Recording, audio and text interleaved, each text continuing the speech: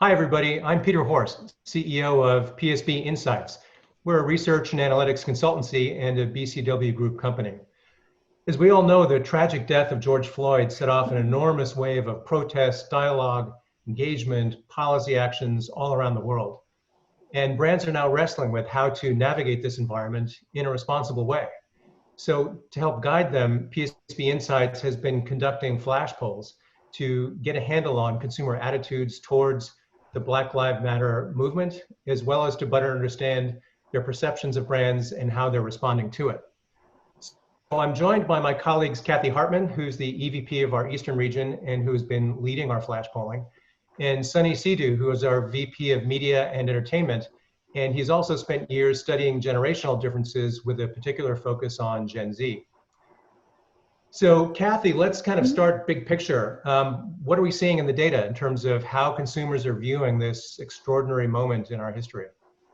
Sure, thank you, Peter. So we're seeing that awareness of police brutality towards Black Americans has strengthened over the past month.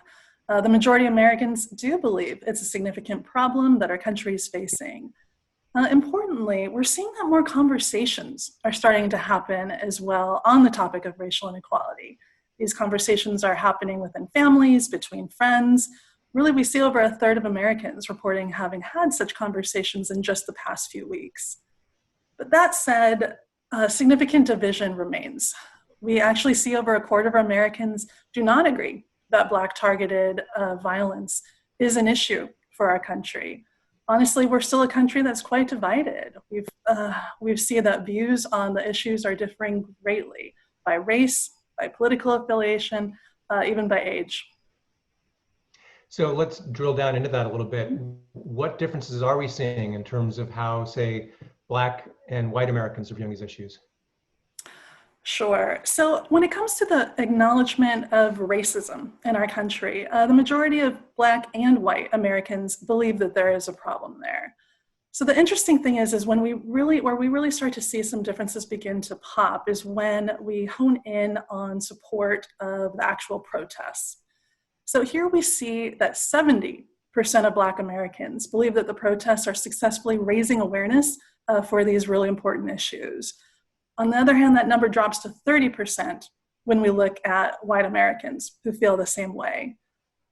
Further, we see that the majority of Black Americans, or 64%, they're much more likely to view the police as instigators of violence during the protests, whereas, again, for white Americans, that number drops substantially to 30%. On the other hand, white Americans, they're more likely to see the protesters as actually the cause of violence during these protests. So speaking of divides, pretty much everything in our lives these days is politically polarized.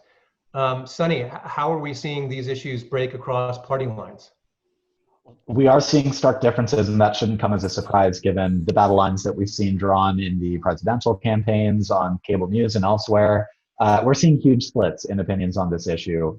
In terms of attitudes toward the protests against police brutality, 62% of Dems believe that police brutality is an issue and that the protests are doing a positive thing in terms of driving awareness of the problem.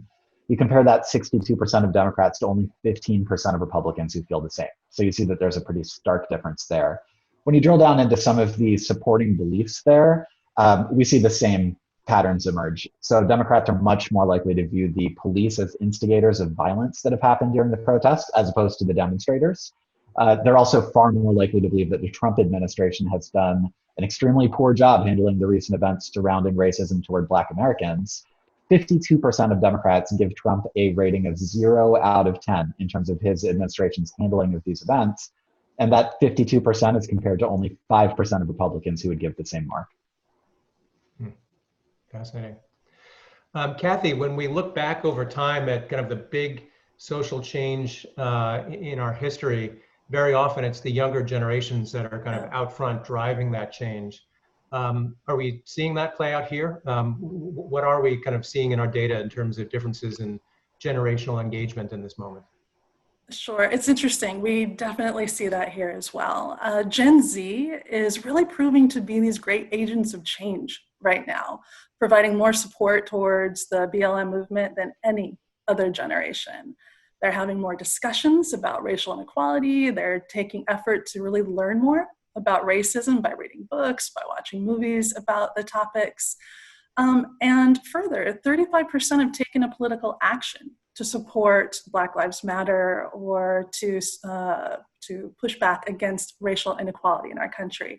And that's compared to just 7% of boomers. So they're out there, they're on the front lines, they're passionate, they're engaged in these issues and driving some change. Where it gets really interesting, though, is it's unclear whether this activism is actually going to translate to voter turnout this November. So here we see just 34% of Gen Z are reporting a high likelihood to come out and vote in the November election.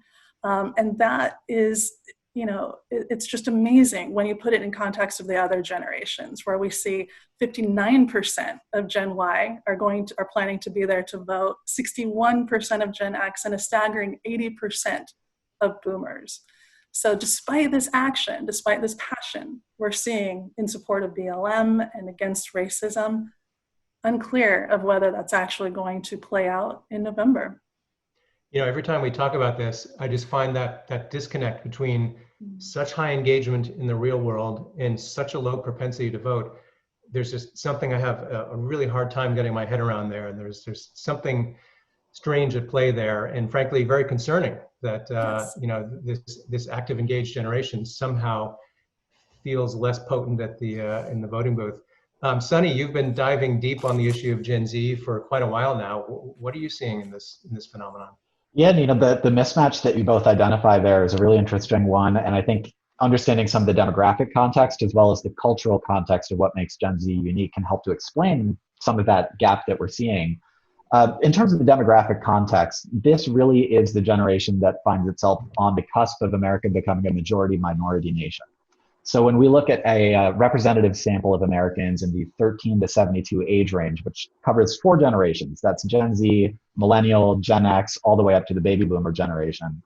On that overall pool, 64% of Americans identify as white. You would compare that to 51% in Gen Z. So this is a generation that's on the cusp of becoming majority-minority. And that can help to explain why some of these issues of racial equality and justice in our country are so present and front of mind for Gen Z. This is really an issue that they all feel affects them. But you set that against the cultural context. And one of the reasons why our media and entertainment group especially has been so focused on understanding generational dynamics is that really generational mindsets are set by media and media technology. And those mindsets also shape what consumers expect of the media that they consume. So what's really important to understand with Gen Z is that they grew up as Web 2.0 natives. That moment in internet development that we called Web 2.0 was the moment where the internet started to be more of a two-way conversation between publishers and users, and really became mature as a technology for social connection and social coordination. So Gen Z really intuitively understands network dynamics in a way that kind of makes them unique. They understand, in some ways, the limits of personal expression and individual action, just as well as they understand the power of the viral collective. And that's why when you're online, you don't see Gen Zers, posting personal comments on news articles or leaving individual reviews on Yelp. When they want to make their voices heard, they'd much rather start a movement on social media and then leverage that strength in numbers. So perhaps it's not surprising. They might see that kind of active, direct movement style politics is actually more important and effective than traditionally, passive, indirect, electoral style politics in which their single vote is their primary voice. And that's a dynamic that we think all the political parties on the stage are going to have to contend with as Gen Z continues to age into the electorate. Fascinating. Well, let's wrap up with the question of brand purpose. That's been a hot topic for years now, but the Black Lives Matter moment has made that a particularly high stakes issue now, where expectations of brands are very high, but the stakes are very high too in terms of the risk of getting it wrong. Sonny, what are we seeing in terms of attitudes towards brands and their engagement? What's distinguishing the ones that are doing better versus worse? Yeah, it's really interesting. We really started to see this kind of messaging from brands in the last decade plus as they really pivoted their attention to millennials, who are forming the core of that 18 to 34 consumer demographic that's so important. And really, millennials as a generation represent the high watermark in terms of trusting, listening to, and preferring brands that share their values. So when we ask for agreement with statements like, I judge companies on how socially responsible they are, I'll choose a product or service over competitors because it represents my values and ideals, or I'll not purchase from a brand because they support a politician I don't like, preferring brands that are ecologically conscious, preferring brands that have diversity in their marketing. Millennials, far more than any other generation that we've polled, agree with those statements. They say those things are important to them when it comes to their relationships with brands. But that was the high watermark, and we're starting to see that trend really ebb with Gen Z. They still value these positions, but they're starting to show some of that brand skepticism, the cynicism around brands and their efforts that maybe they've adopted from their own Gen X parents. Gen Z is actually least likely of all the generations that we've polled to agree that well-known companies and brands are trustworthy. Only 40% of Gen Z actually agrees with that statement. So while they might respect brands that take the stance that they have on issues that they care about, mere woke messaging from a brand is going to be viewed skeptically by Gen Z. And that's unless it's backed by something that costs a brand. That can be a cost in terms of capital, that can be a cost in terms of their own profits or even reputational risk. But Gen Z is a generation that puts their own skin in the game when they're taking political stances, and they expect brands to have some skin in the game as well. Well, we'll have to leave it there, but we have tons more information from the polling that we've been doing, lots more insights. If you're interested in learning more, reach out to us, the email on your screen. Sonny, Cathy, thank you so much for the insights, and thanks to all of you for joining. Thank you. Thank you, Peter.